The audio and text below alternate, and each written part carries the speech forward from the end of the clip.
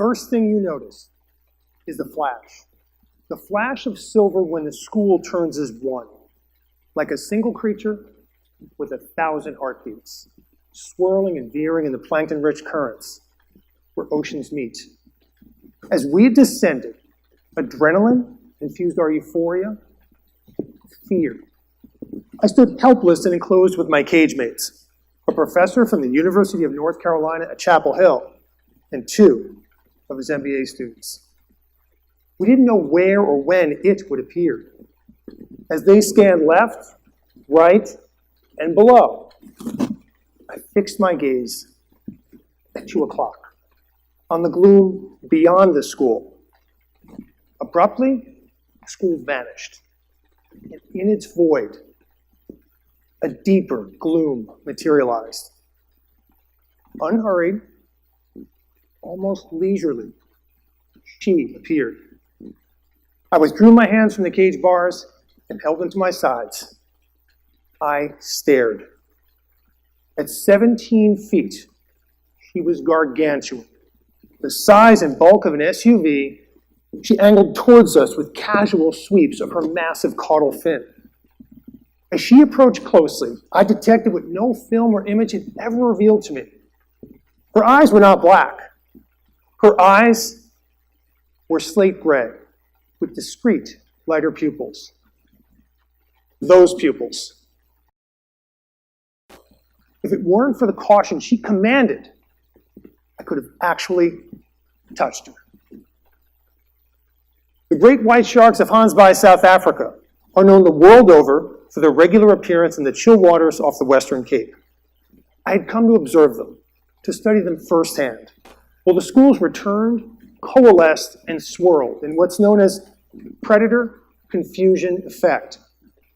This is when prey species band together to move as a single larger creature to confuse and discourage potential predators.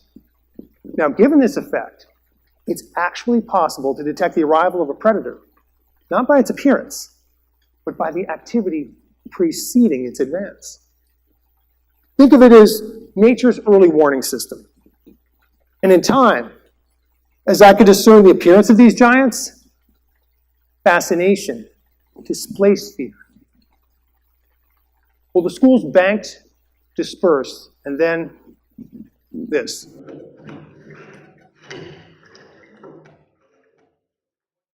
There are many compelling reasons to strive to extend our senses, to give us every advantage of perception in this incredibly competitive world of ours. Yet I can think of few more compelling reasons than a lunging, biting great white shark. Now, if you're thinking this is about sharks, the only part of the story. You see, while that encounter taught me much about sharks, it taught me far more about us humans. And it's this contextual understanding that opens a window on the wild world. We didn't speak of it, yet we all sensed it. A hypervigilance which drew our attention to the acacia trees at the far limit of our vision. And while I was engrossed in searching for animal sign from black rhino tracks to tiny dung beetles along the way, I couldn't shake the gripping sensation that we were being targeted by something. Now, this wasn't a nagging feeling I could simply dismiss. This was new, unnerving, and certain. I've been charged by grizzlies. That's overt, in-your-face aggression, the kind of experience that puts you on high alert. This was different. In the oddly intense quiet which descended upon the bush, we felt watched, studied. There was good reason.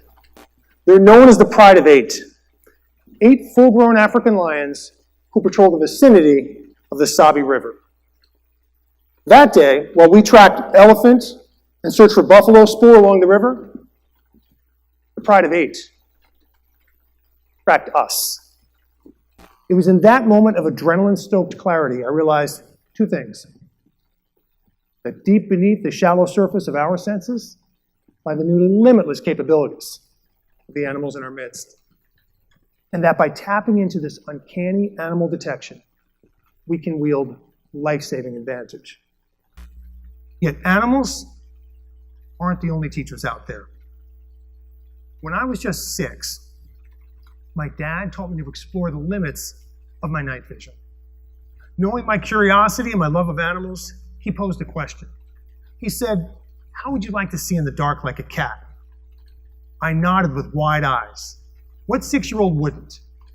He knelt down and he shared his secret. He said, "When you're looking for something at night, don't look directly towards it. Look around it. Look past it." Over the years, I'd come to realize that by gazing skyward, or at the periphery of an object, those 240 million tiny receptors along the edges of my retinas, known as rods, would begin to pick up the ambient light.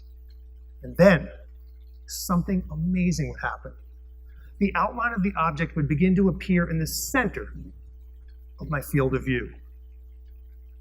Fast forward 10 years, when my dad's teaching me how to drive at night.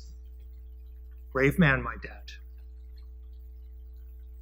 He gave me brilliant yet simple advice. He said, "Don't look for the lights of an approaching vehicle on the road. Look for them on the trees, in the distance, before the vehicle crests the hill or rounds the bend." In essence, by focusing on the elements around me, he taught me to see what had been unseen. Oftentimes, it's advance. And once again, this notion of contextual understanding whispered in my ear. That's the boot of one of my fellow brown bear researchers.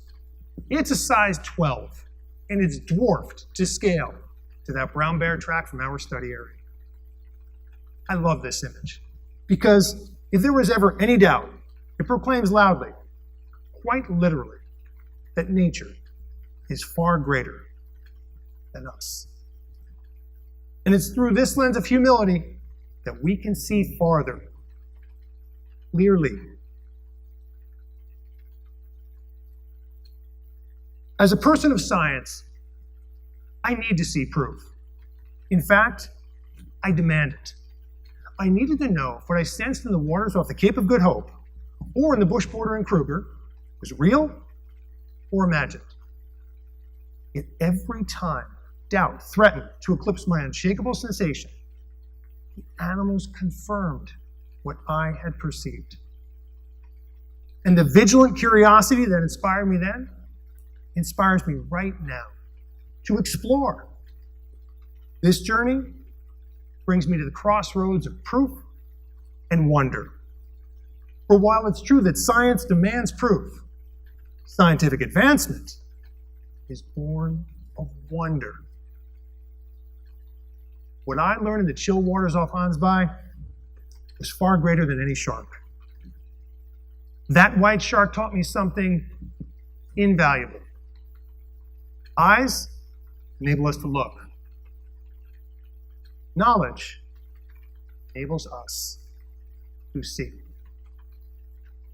And while I didn't fully realize it at the time, what that shark, my dad, and that bear were teaching me are the lessons nature can teach all of us